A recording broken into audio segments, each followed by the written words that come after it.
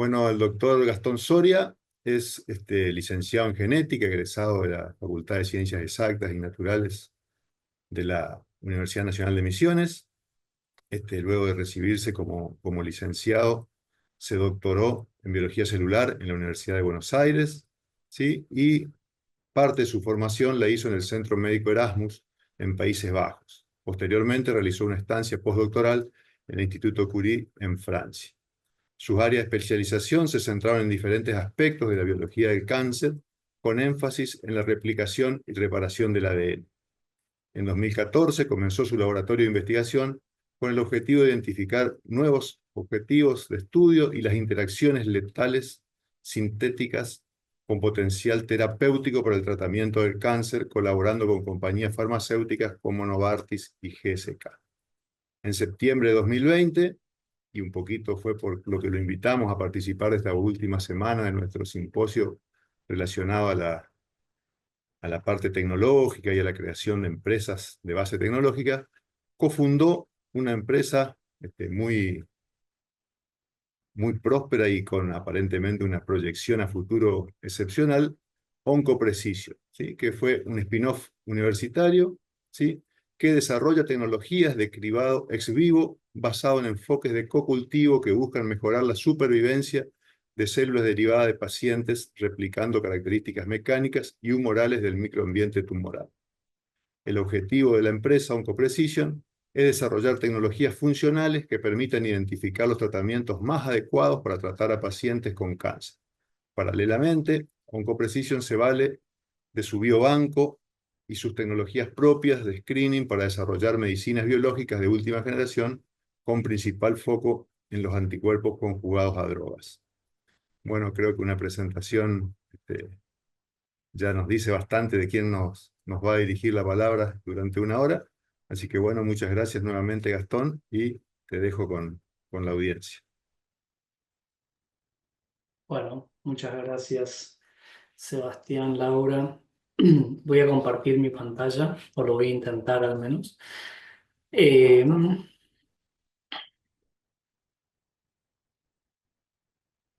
Ustedes me dirán si pueden ver bien mi pantalla. Se ve perfecto. Ahí está perfecto. Bien. Bueno, gracias por la invitación, por la introducción. Uy, estoy medio naranja. La pantalla me proyecta y me puse naranja. Igual es como el color que nos gusta, ya van a ver un Precision, es como una forma de vida ya. Un poco la idea de cuando me invitaron a hablar, está como saturado, está como saturado todo de post pandemia, todo lo que es digital y virtual. Entonces cuesta por ahí encontrar motivación para ver charlas, creo yo, eso es un tema, hay como mucho contenido, tanto bueno como malo, y pensé un poco qué podía contar, no estaba tan seguro de qué tipo de audiencia iba a tener en esta jornada. Pero bueno, pensé un poco más interesante, me pareció quizás contar qué es lo que puede llevar a un científico a reinventarse cuando ya es científico, más desde el punto de vista de un científico clásico como el que nos habló recién, más en el CONICET o en un ambiente universitario. Eh, ¿Cómo se puede hacer eso en el caso que uno tenga la intención de hacerlo o tenga por ahí el interés? Eh, Sebastián mencionaba recién de la fundación de empresas base tecnológica o startups, como se les llama más generalmente. Eh, pero también aplica un poco lo que le voy a contar, o sea, lo voy a contar en el contexto de la historia de OncoPrecision, pero para darle un poco un aspecto un poco más decorativo. También la idea es que pueda servir a gente que no necesariamente ya es parte del CONICET o que recién terminó la universidad o que recién terminó un doctorado, por ejemplo, y no se ve en el ambiente académico. Creo que es un error pensar de que la única vía de salida del ambiente de un doctorado es hacer investigación y docencia. Hay otras cosas para hacer. Un poco contarles nuestra experiencia, si bien está un poco sesgada a ese tipo de historia, también la pueden aplicar a otras personas que estén pensando en emprender una, una empresa de base tecnológica.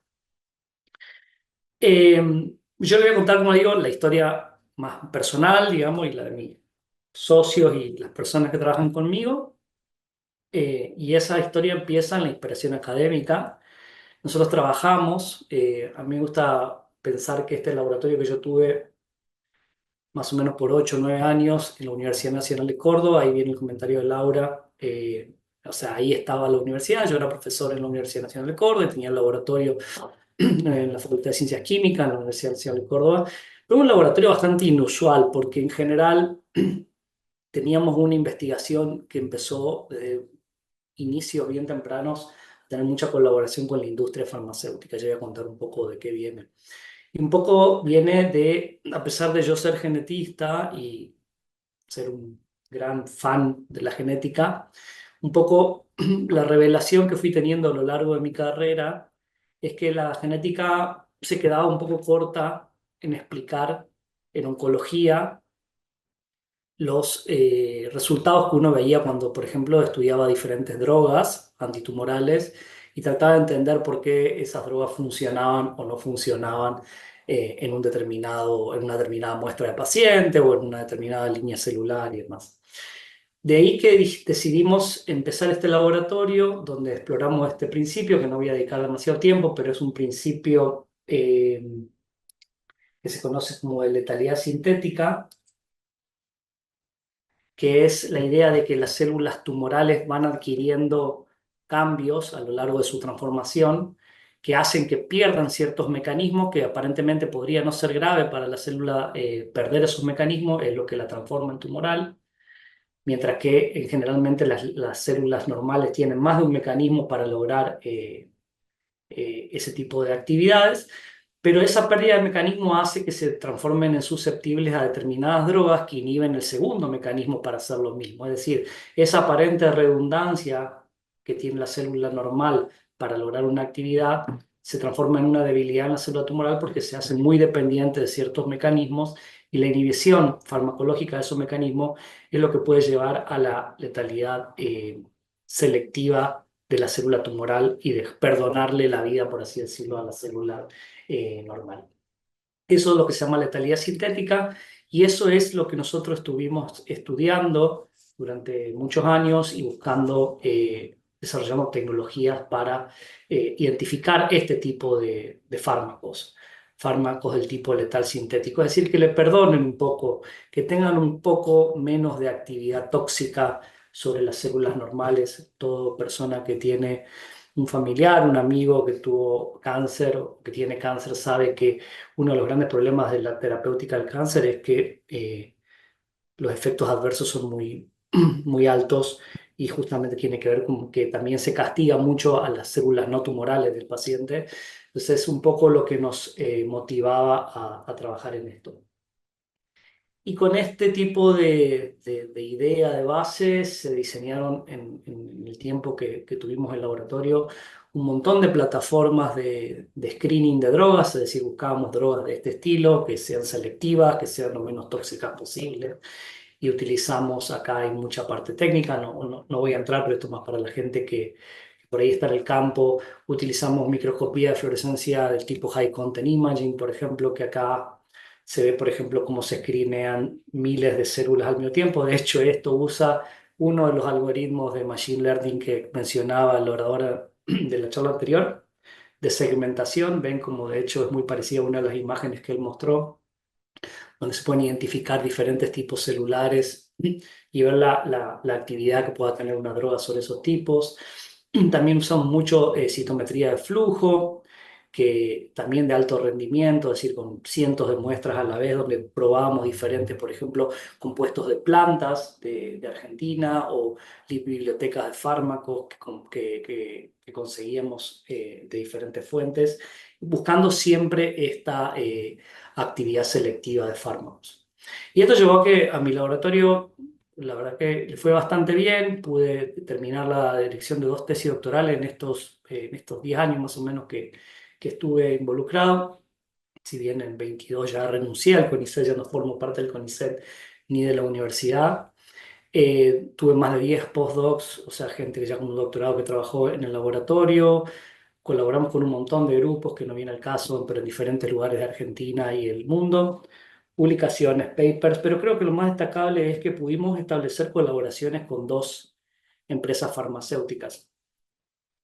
Y eso era lo que nos hacía un poco inusuales, porque nos empezó a gustar esta interacción público-privada y fue como uno de los primeros indicios de que empezamos a ver como posible hacer esto que estábamos haciendo o una variación de esto que estábamos haciendo ya más en el contexto de un entorno privado y no tanto de un entorno público. Y particularmente en la colaboración con GSK o GlaxoSmithKline, que la tuvimos por casi 10 años. De hecho, incluso después de renunciar al CONICET todavía seguí colaborando con ellos un tiempo.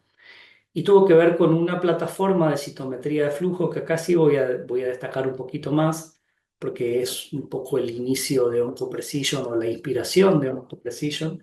Y fue que empezamos a generar células derivadas de pacientes eh, marcadas con proteínas fluorescentes que pueden permitir identificarlas y con diferentes deficiencias, tratando de emular lo que pasaba en pacientes. Por ejemplo, acá, en un cocultivo de células control, cocultivábamos estas células control con células que eran deficientes para BRCA1, que es una de las proteínas que está muy vinculada al desarrollo de cáncer de mama y ovario. De alguna manera hacíamos como una imitación de esas circunstancias de la enfermedad para ver si podíamos encontrar terapias que sean activas sobre las células mutantes en BRCA1, pero no en las control.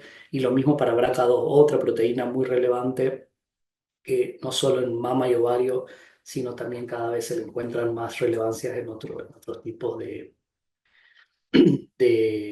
cánceres. Entonces estos cocultivos lo que permitía era que en un pequeño pocillito, en placas de muchos pocillos, donde podíamos tener réplicas de estos cocultivos, podíamos probar drogas y podíamos ver si las drogas afectaban diferencialmente a las células deficientes en las proteínas de interés y no hacía las controles. Y podíamos verlo en alta velocidad utilizando citometría de flujo de alto rendimiento. Se pueden analizar miles de células por segundo y eso permitía analizar cientos de tratamientos por semana y podíamos ver este tipo de cosas. Cuando una droga, por ejemplo, acá tenemos cada puntito que se ve acá, estas nubes son celulitas individuales y acá lo que vemos es que tanto las controles como las que son deficientes en BRCA1 o deficientes en BRCA2 tienen una proporción similar, es decir, que crecieron de manera similar, no fueron afectadas, esta sería la situación control. Encontramos algunos tratamientos que afectaban a todas por igual, es decir, afectaban a las células cancerosas deficientes en esta proteína, pero también afectaban a las células control, lo cual nos da un indicio que probablemente esta droga podría ser eficiente, pero también tóxica. Y el tipo de tratamientos que buscábamos de interés eran de este tipo. Por ejemplo, este compuesto, que le llamamos tratamiento 2, se nota que no afecta el porcentaje de sobrevida de las células normales y de las células deficientes en BRCA2, pero sí es muy tóxico en las células BRCA1. Y este tratamiento 3 justo al revés, no afecta a las células BRCA1 ni a las control, pero sí afecta severamente a las deficientes en BRCA2. Entonces, con este tipo de tecnologías que son relativamente sencillas de explicar, porque no hay tanta complejidad o sea, es complejidad técnica, pero no complejidad conceptual, es lo que nos llevó a analizar cientos de miles de drogas y productos vegetales, de hongos, de plantas de Argentina, y a empezar a agarrarle el gustito, por así decirlo, a esto, y empezar a ver que en el sector privado, a diferencia de lo que por ahí se pensaba o por ahí se aceptaba de manera dogmática, pero sin demasiada evidencia, es que en el sector privado se podían hacer cosas muy interesantes en oncología. Y nos empezamos a dar cuenta de eso, y fue así como empezamos a empezar a fundar una empresa. Dijimos, bueno, ¿qué si hacemos una empresa que podamos adaptar estas tecnologías que estábamos usando en el laboratorio para trabajar directamente con células de pacientes y poder, por un lado, ayudar a elegir las mejores terapias para esos pacientes, es decir, aquellas que sean lo más activas posible en las células enfermas, pero no tanto en las células sanas, y también que estos modelos nos permitan entender qué tipo de tratamientos se pueden desarrollar de acuerdo a ese conocimiento directo de los pacientes. Por eso yo le llamo tiempos de Inception. No sé si alguno de la audiencia vio la película. Esta película se llama Inception, o creo que en español se llama El Origen, una película con Leonardo DiCaprio que habla de cuando a uno le plantan una idea en un sueño, digamos, y que eso después esa idea va evolucionando y se transforma en tu propósito.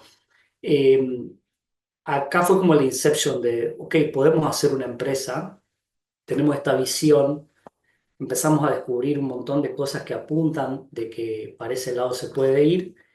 ¿Cómo lo hacemos, no? Y en este tiempo de Inception se le sumó la crisis personal de cada uno, que siempre tienen diferentes orígenes.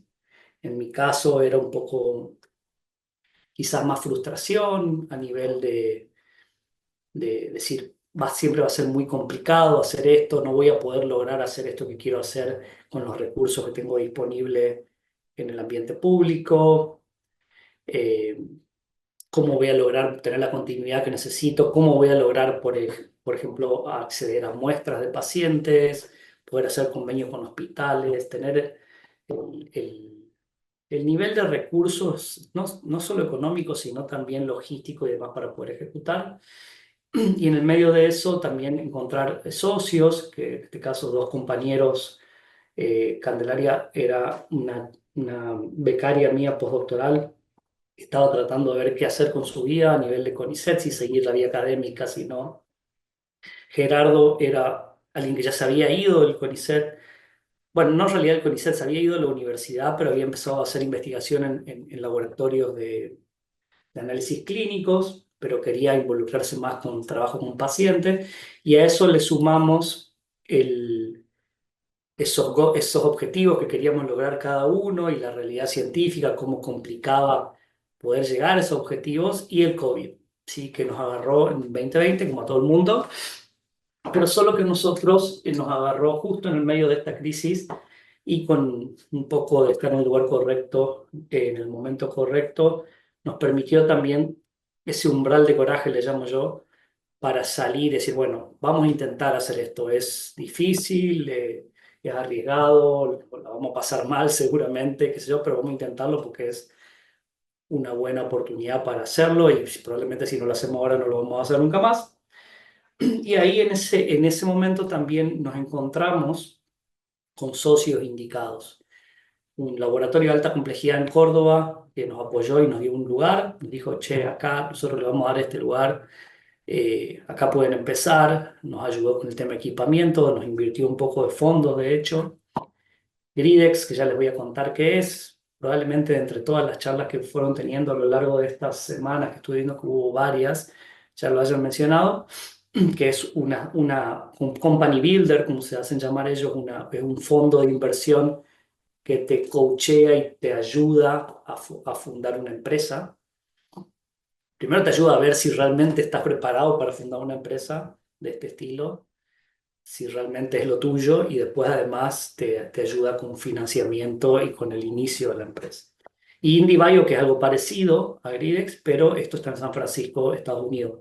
Yo ahora, un poquito de spoiler, pero yo ya estoy viviendo en Estados Unidos hace ya un poco más de 2 años, que fue como parte de esta, ya les voy a contar un poco más, pero digamos, ya no estoy en Córdoba. Si bien gran parte de la empresa está en Córdoba, una parte está en Estados Unidos. Ya voy a contar un poquito más de eso. Gridex me parece que es algo digno de mencionar. Si no lo escucharon, está bueno. Yo acá les cuento un poquito de qué se trata. Es un fondo de inversión que, como les digo, les enseña a fundar una empresa. Está financiada por un montón de gente del área de la biotecnología que entiende muy bien cómo, qué es lo necesario, cuáles son las cosas que hacen falta para fundar una empresa biotecnológica. Está el Grupo Insud, Vago, Gador. Después hay gente también, bueno, Bioceres, que es una empresa emblemática de Argentina, Synergium Biotech, y también hay varios inversores personales. Acá está Marcos Galperín, que todo el mundo lo conoce, un fundador de Mercado Libre. O sea, hay gente que además de conocer y tener por ahí los recursos económicos, decidió invertir en este fondo que, bueno, acá yo les cuento hasta el batch 2, o sea, Gridex en cada batch va fundando nuevas empresas y entrenando, y es como una especie de coaching que dura varios meses, donde se eligen gente que va a ser adecuada, a la cual le van a invertir para empezar a una empresa.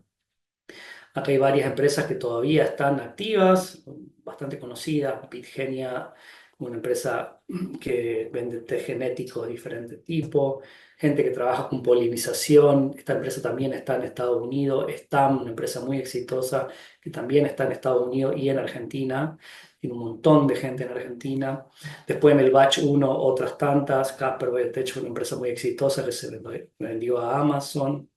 Y en el batch 2 una serie de empresas también muy conocidas, como Microma. Esta empresa está en Rosario, muy exitosa. Microgénesis, una empresa de fertilidad. Nosotros fuimos parte del batch 3, pero ya van en el batch 6, creo. O sea, se han fundado muchísimas empresas de este estilo, de gente que viene del CONICET, algunos más viejitos como yo, otros un poco más jóvenes, más recién salidos por ahí del doctorado, o mezclas de diferentes saberes. Y otra cosa que es importante, que Gridex nos ayudó mucho a esto, pues parte de su modelo. Gridex asume que los científicos necesitan ayuda en el área de los negocios, lo cual creo que es muy correcto. No quiere decir que un científico no pueda aprender a hacer negocios, pero no es lo que uno aprendió a hacer. Por ahí cuando son más jóvenes, todavía un poco más flexible, más fácil. Ya cuando tenés la mentalidad muy sesgada, cuesta más. A nosotros la pieza faltante para este rompecabezas, además de Candelaria y Gerardo, que les conté recién, que es la parte más científica, nos faltaba alguien de negocios, y ahí que se sumó Tarek como parte del programa que hicimos en Gridex. Ahí lo conocimos a Tarek. Tarek se sumó y es actualmente el CEO de la empresa. Yo soy el director científico y él es el director ejecutivo, digamos. Y él es el que trajo esa visión de los negocios que nos faltaba y cómo nos íbamos a insertar y cómo íbamos a juntar capital para poder ejecutar este proyecto, y eso es muy importante. Y esta frase no es de Tarek, es más bien mía, pero tampoco es mía. O sea, es algo que digo con bastante a menudo, pero que creo que es clave para poder fundar cuando uno tiene la mentalidad científica.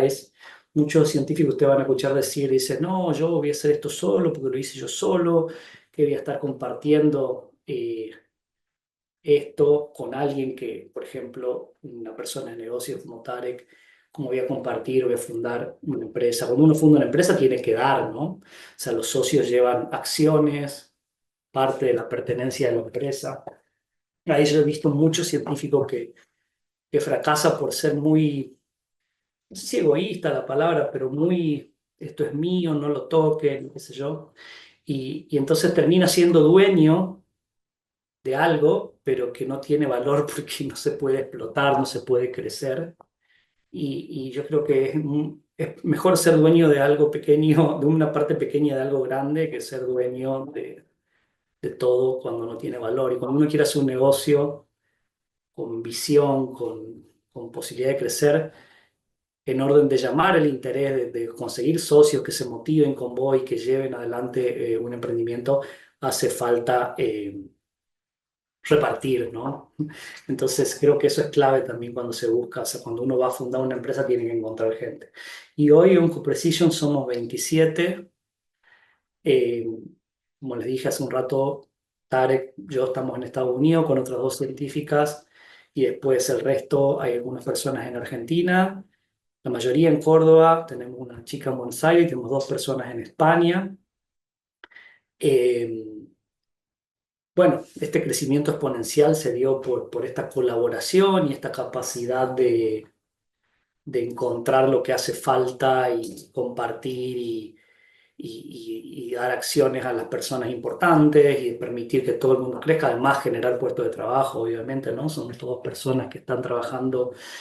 Muchos de las personas que trabajan, toda la cúpula más de gente más liderazgo y demás, son personas que por ahí o trabajaban conmigo en la universidad y se sumaron a OncoPrecision, todos dejaron el CONICET, todos se dedican, o sea, tomaron un riesgo, porque si bien el CONICET por ahí no es el trabajo de sueño a nivel de sueldo, es un trabajo de por vida, entonces también lleva una decisión importante en la vida adulta de decir, bueno, a pesar de tener este trabajo de por vida, o en la universidad, un profesor de por vida, voy a tomar este riesgo y si bien empezamos con un overlap, con el tiempo, la dedicación que te requiere esto nos llevó a que tengamos que dedicarnos full time y tomar esa decisión.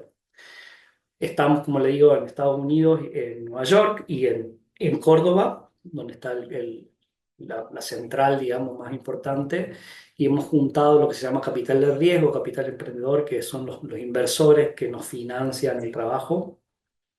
Tenemos algo de ingresos, de trabajos que hacemos con la industria, pero digamos, gran parte de nuestro funcionamiento todavía sigue siendo por inversión privada porque estamos constantemente creciendo y, bueno, básicamente gastamos mucha plata.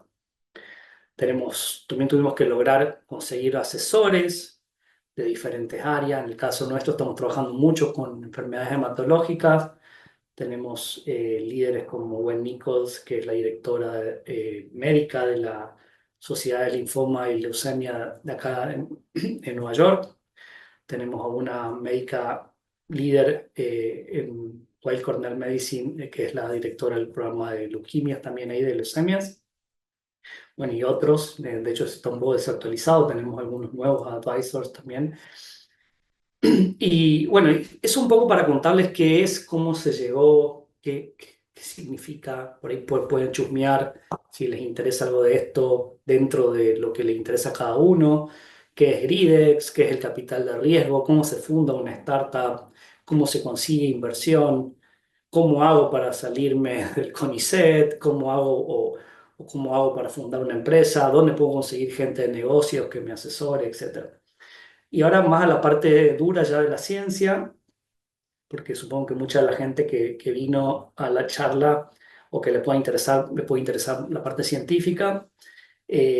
Como ven, el core, la tecnología central de OncoPrecision está basada o inspirada mucho en lo que les conté al inicio.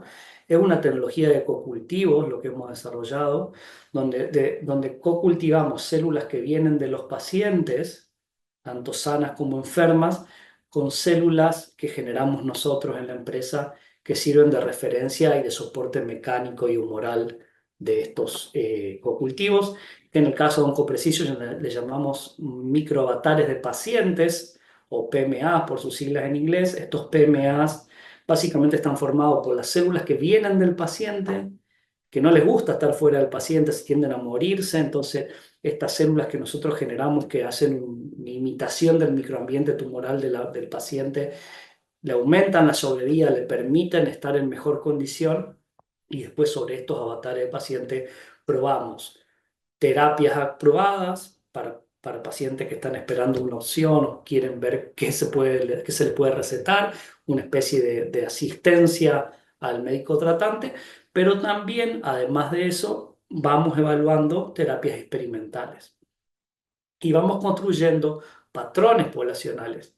Ya hace pocos días llegamos al paciente número 400 en leucemia, pero también tenemos en otras indicaciones. Entonces, con todos esos pacientes que vamos testeando drogas aprobadas, experimentales y demás, se van construyendo patrones para lo cual usamos Machine Learning y este tipo de herramientas de que exploran patrones para encontrar qué tipo de terapias no funcionan, qué tipo de terapias hacen falta, pero también está el componente personalizado de paciente a paciente, cuál es la mejor terapia para ese paciente.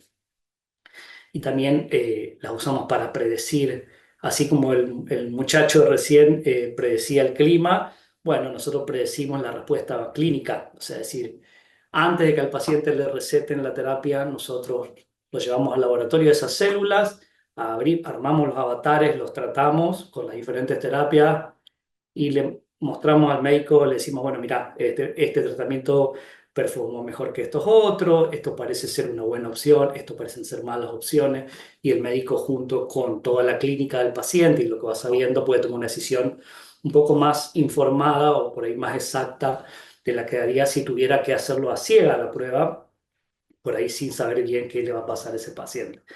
Eh, es un microavatar, es como el centro de la empresa. Esto lo usamos para básicamente todo lo que hacemos.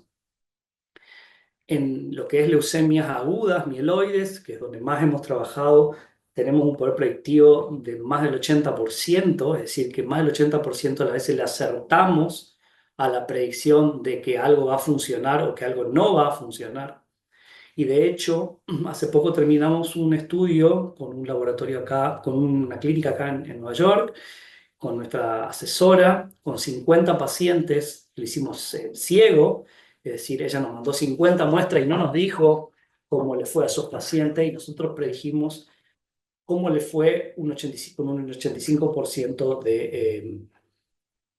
eh, no me sale la palabra en español, de exactitud, creo que sería la mejor palabra, cuáles de esos pacientes iban a responder y cuáles de esos pacientes no iban a responder a un particular, acá en este caso a un particular tratamiento que es venetoclax más una droga hipometilante.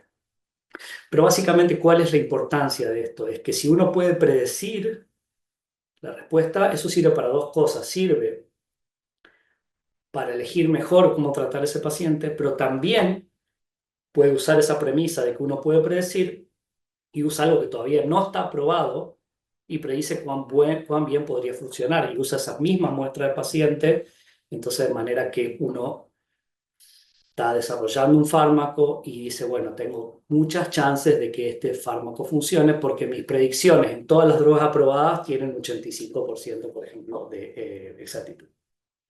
Y esto va construyendo una especie de círculo virtuoso donde vamos trabajando con centros médicos. Tenemos más de 12 hospitales en Argentina con los que trabajamos y trabajamos con otro en Canadá y con este centro en Estados Unidos.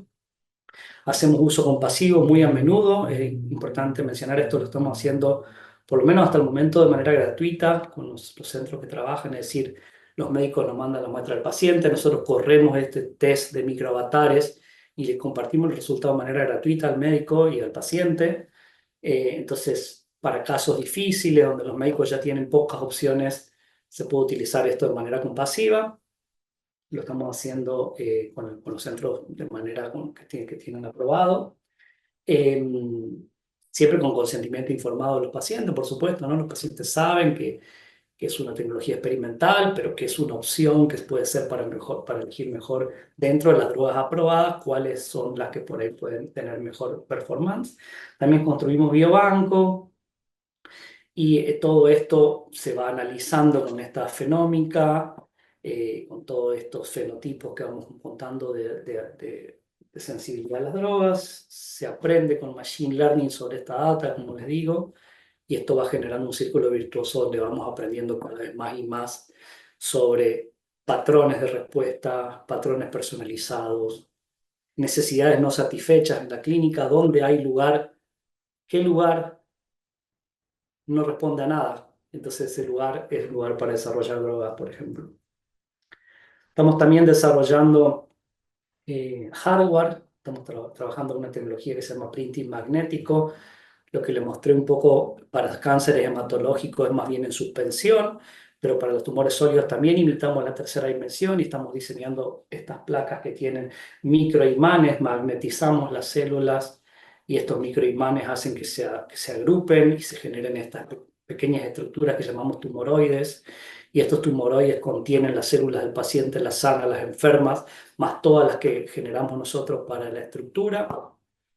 Y podemos probar en réplicas miniaturizadas a placa completa cientos de tumoroides en simultáneo, diferentes tratamientos y combinaciones para pacientes. Estamos trabajando, como les digo, mucho en neoplasias hematológicas, donde empezamos, donde tenemos más data acumulada, en leucemias crónicas y agudas, pero también en mieloma, que es una enfermedad incurable, que hay muchísimas opciones terapéuticas y por ahí a los médicos también les cuesta ya, después de primera, segunda línea, ver cuál es la mejor opción para esos pacientes. Y estamos empezando a trabajar con esta tecnología de printing magnético ya hace un poco más de un año de manera activa sobre cáncer de mama y cáncer de ovario.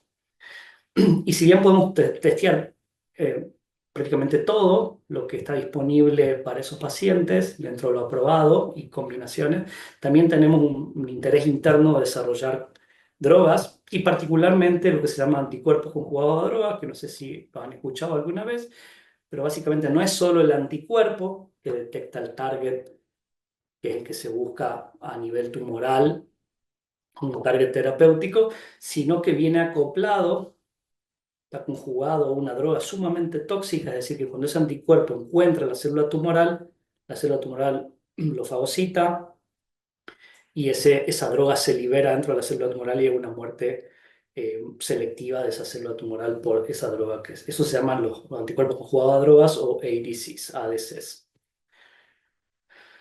Y bueno, se me está acercando la hora, pero básicamente estamos trabajando mucho en estos ADCs.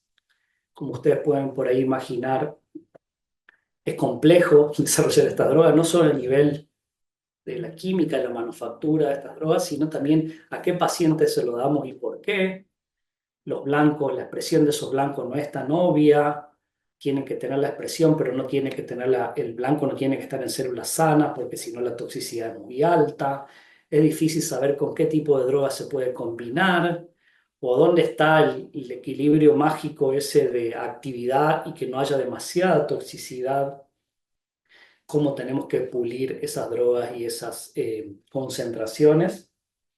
Y para todo eso estamos utilizando estos microavatares de pacientes para definir cuáles son las mejores variables para cada una de estas cosas al momento de seleccionar qué drogas vamos a jugar en los anticuerpos, dosajes, qué tipo de pacientes, qué consideraciones de toxicidad vamos a tener y demás.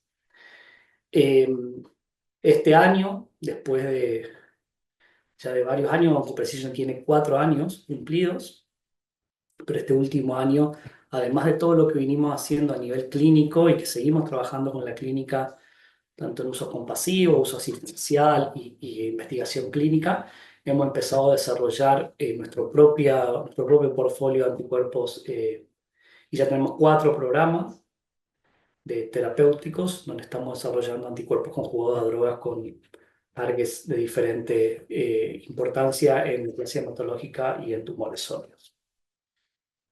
Entonces, para cerrar, porque ya es tarde en Argentina, acá también es de noche, acá son 2 horas menos, pero acá se hace de noche muy temprano en invierno. Eh, para cerrar, ¿podemos reinventarnos como científicos? Yo creo que sí, sin duda, no es una decisión fácil. ¿Cómo? Bueno, es complejo, pero yo diría que lo que hay que hacer si uno se quiere reinventar o quiere empezar, en el caso que no tenga que reinventarse, sino inventarse, digamos, cuando es más joven y está empezando, creo que la clave es encontrar un problema no resuelto que podamos transformar en nuestro propósito. Es sumamente demandante tener una startup. O sea, se ve muy bonito, uno lee historias de startups, sobre todo las tecnológicas, ¿no? Que empiezan en el garage y después son millonarios y andan.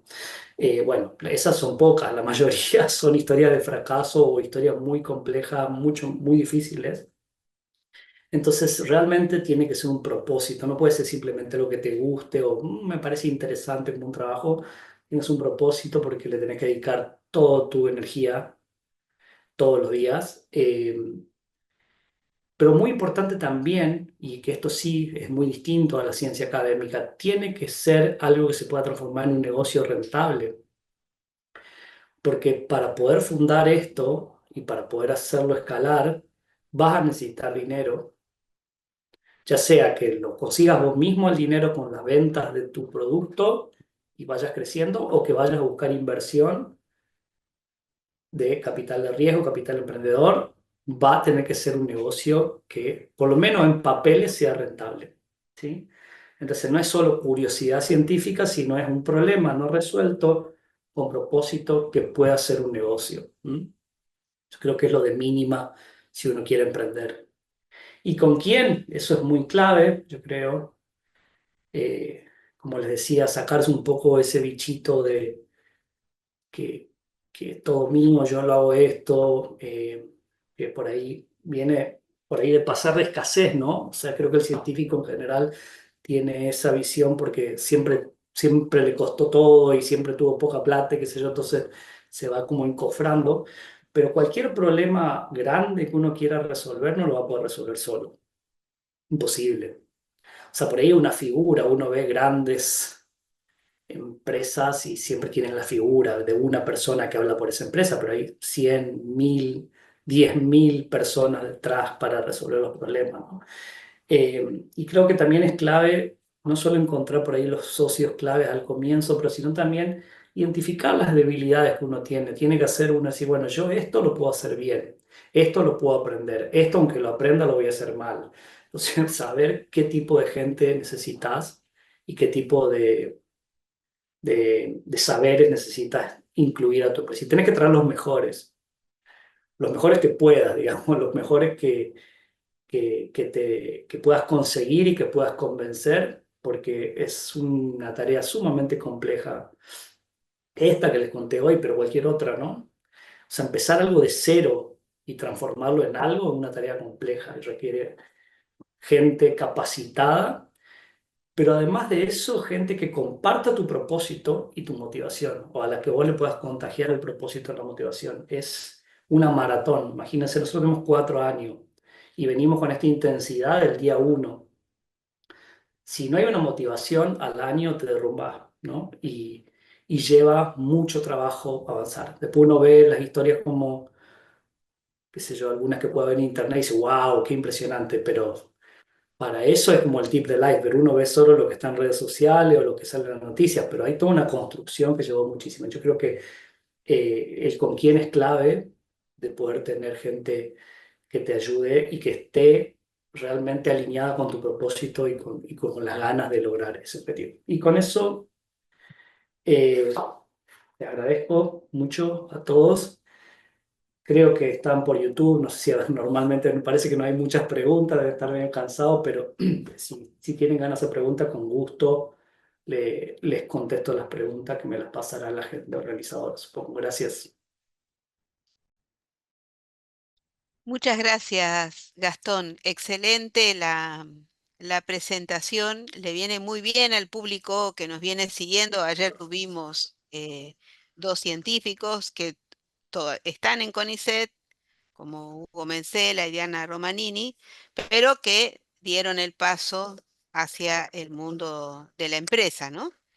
Eh, Así que bueno, gracias porque va construyendo un conocimiento para ese público que seguramente tiene las ganas de emprender, de dar ese paso, pero la palabra de animarse, ¿no? Que es una palabra que se repite eh, cuando se abordan estos temas. Y también al público que desconoce se va construyendo la idea de lo que son los fondos de inversión y esa parte. Bueno, le dejo el micrófono a Sebas para que te acompañe en este cierre. Pero muchísimas gracias, Gastón. Excelente la presentación y el público muy agradecido. Aclaro que hay Sí, gente Laura. desde Cuba escuchando, ¿eh? De la posibilidad de Qué esta bien. virtualidad. Sí, Catamarca, bueno, varios rincones del país.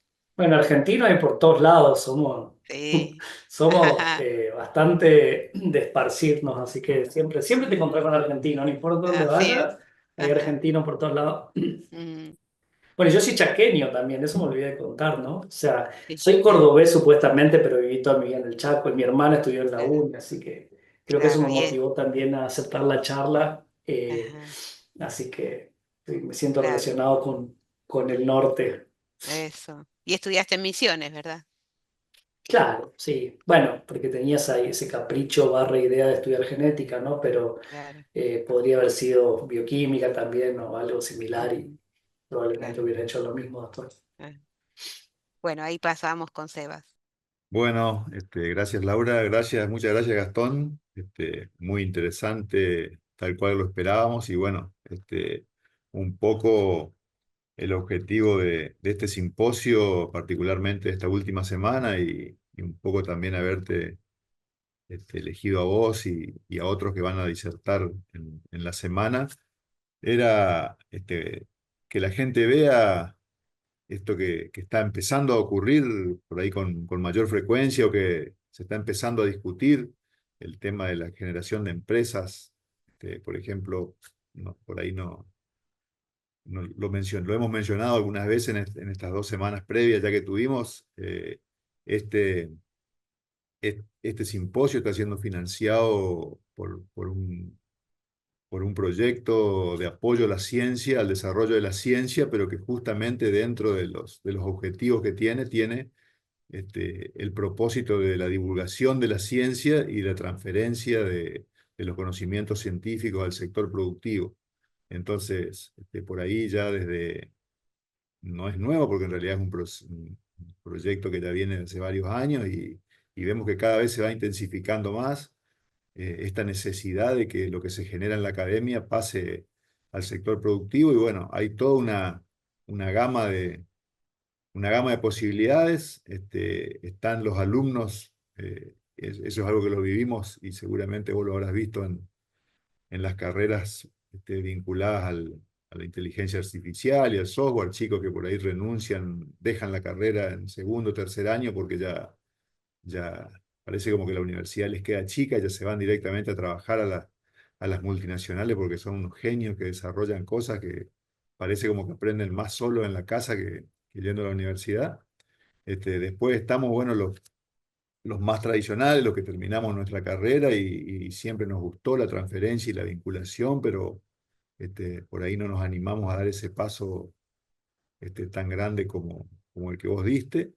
Y entre esos dos extremos, bueno, hay gente como los que hablaron ayer, que bueno, Hugo Mencela, la gente que está hoy a cargo del IPROVIC, que tienen sus empresas, pero que las desarrollan principalmente en relación a la parte académica, con mucho, se mantienen todavía dentro de CONICET, con muchos becarios que siguen todavía en su carrera y que están ahí tomando la decisión de si salirse totalmente del sistema o quedarse con una pata adentro y una pata afuera, pero tal vez sea un poco bueno, por los temores este, que, que genera por ahí en la gente el hecho de ese riesgo. Bueno, creo que por ahí haberte traído a vos, que sos un claro exponente de Un decir, bueno, arriesgado. oh, sí, un exceso de riesgo, pero bueno, viene bien porque creo que cuando uno, como decías, le pone el empeño y le pone las ganas,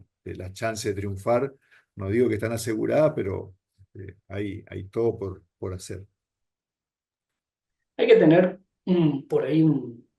Yo puedo hablar ahora, ¿no? Así que voy a regularme porque un poco la idea, pero hay que tener un poco menos de... Hay que cambiar la visión del fracaso, ¿no? El argentino tiene una visión muy catastrófica del fracaso y el fracaso es parte del éxito del loop, ¿no? El fracaso acá, me reinvento, vuelvo, busco, me va mal en esto, pruebo otra cosa. Con todas las cosas que uno pueda gustarle o no gustarle de Estados Unidos, creo que en eso lo tiene muy bien entendido. De hecho, acá ser fundador de segunda línea, digamos, es decir, haber fundado, fracasado y vuelto a fundar otra empresa, está considerado como algo bueno. ¿No? Es que dice, uy, ahí viene el perdedor este que le fue mal en la empresa anterior. Lo ven porque dice, este sabe en lo que se mete, vuelve a insistir y ya con un bagaje de aprendizaje va a haber un montón de errores que no va a cometer, ¿no? Obviamente que yo no quiero que nos vaya mal, pero lo que digo es, sobre todo para los más jóvenes, ya cuando yo tenía 40 cuando dejé el CONICET, fue difícil esa decisión. Eh, pero cuando sos joven tenemos que cambiar un poco lo que transmitimos, ¿no? A los jóvenes, que se animen. O sea, tienen la energía, ¿no? ¿Cuándo vas a tener la energía de los 20? Yo creo que eso, quizás el ejemplo que vos contaste es como muy extremo, ¿no? O sea, como que se dan cuenta que ya en segundo año te está yendo mejor trabajando para empresas. Pero bueno, eso es más del software, ¿no? Pero para mí cambiar la mentalidad, yo tuve esta discusión con ex colegas de la universidad. No le puedes pedir a un centennial 5 años de doctorado. Vas a tener muy poca gente, muy pocos centennial que van a estar para estar 5 años de su vida más útil haciendo un doctorado. Hay que cambiar un poco, ser más dinámico. Yo tengo en una empresa un montón de científicos sub 30 que decidieron no hacer doctorado. Y te dirías que son de los más picantes que tengo. Porque tienen algo real que quizá la gente se olvidó, que los años más sharp que uno tiene son los 20. A los 30 ya está en declive y a los 40 ni te cuento. Entonces, esos años donde los chicos están así, pueden trabajar 12 horas, yo puedo trabajar 12 horas, pero el otro día me tienen que pasar a nafta, ¿viste? Para arrancar. En cambio, por ahí vos a los 20 puedes trabajar 12 horas todos los días, y 12 horas todos los días, y si no te salteas los fines de semana ni te cuento, en un año lograste lo que lleva 10 años lograr. Entonces, está bueno tener eso y animar, por más que uno no se haya animado, que se haya animado usted ya por ahí en otra, una visión más anterior, no es ni mala ni buena, es la anterior, es la que nos enseñaron a nosotros cuando nos tocó estudiar y cuando, o sea, yo no dudé ni 5 milisegundos hacer el doctorado, era para mí lo que había que hacer y después había que hacer el postdoc y después no sé qué. Y después en el postdoc después decir, che, esperá, pero voy a seguir el mismo flujo que tengo que hacer o me puedo salir un poquito. Ahí recién frené, ¿viste? Bueno, ahora los pibes frenan antes y está bien. Y también tiene que haber empresas, tiene que haber generación de plata. Dejemos de demonizar la plata porque sin plata no funciona nada. Incluso si viene del Estado, lo genera una empresa a esa plata y paga impuestos y por eso el Estado tiene plata para darla, digamos. O sea, hay que generar plata, hay que generar... Argentina tiene, parece un cliché ya, porque todo el mundo lo repite, pero realmente Argentina tiene muy buenos recursos humanos, muy buena gente. O sea que hay mucho potencial para formar estas startups, empresas iniciales, más grandes, más chicas. Una empresa de ciencia es muy difícil formarla sin algo. Si tiene que haber un viejito como yo, que tenga un poco de experiencia por ahí, o uno más intermedio, pero digamos, está bueno transmitir, por ahí más en las universidades más chicas, no sé cómo será la UNE, pero yo estoy seguro que en Exacta, en Buenos Aires, esto es discusión de todos los días, pero está bueno que las universidades chicas también aparezca esta discusión. Por lo menos que esté la opción que el estudiante recién recibido o el estudiante de doctorado que se está por doctorar, que sepa que está la opción y cómo se puede integrar y qué opciones hay. Yo creo que por eso le di este corte, que por ahí, no sé si le pegué del todo al tipo de charla, pero un poco darle el corte para decir, bueno, sí, la parte científica todo muy lindo, puedes leer paper y review y también está esa información, pero si no contar una experiencia, si bueno, la experiencia de diferente gente, cómo te lleva a probar esta nueva vía, la academia tiene que seguir existiendo y va a tener que seguir existiendo y si se empieza a derrumbar hay que encontrar la manera de salvarla, pero también hay que reinventar, no puede todo funcionar para el Estado, hay que generar negocios, ingresos para el país, resolver problemas de manera que además de resolver problemas de plata, es difícil porque no tenemos educación financiera en la universidad. Entonces, tienen que empezar un poco a, Sí, sí, a entrar, a permear este tipo de se, intenciones, ¿no? Entonces, se bueno, se espero está que para eso empezando. haya servido por lo menos. Se está empezando a cambiar. Nosotros en la universidad la visión es esa, se está inaugurando próximamente un parque tecnológico donde esperamos que los jóvenes que tengan este tipo de intenciones puedan aprovechar una infraestructura que les va a proveer algunos servicios y les va a dar la comodidad de poder disponer de un lugar que, bueno, esos casos en los que arrancaron en el garaje de la casa y terminaron siendo exitosos, bueno, tal vez si hubieran tenido un lugar disponible cercano a un centro académico donde donde está el conocimiento y donde se dispone de algunas herramientas, facilitaría mucho las cosas. Y por ejemplo, en el último día, en el día de cierre de este simposio, también va a haber representantes de un par eh, de esos fondos de inversión que un poco van a contar, porque bueno, justamente como te decía, por eso te insisto en que fue muy buena tu charla.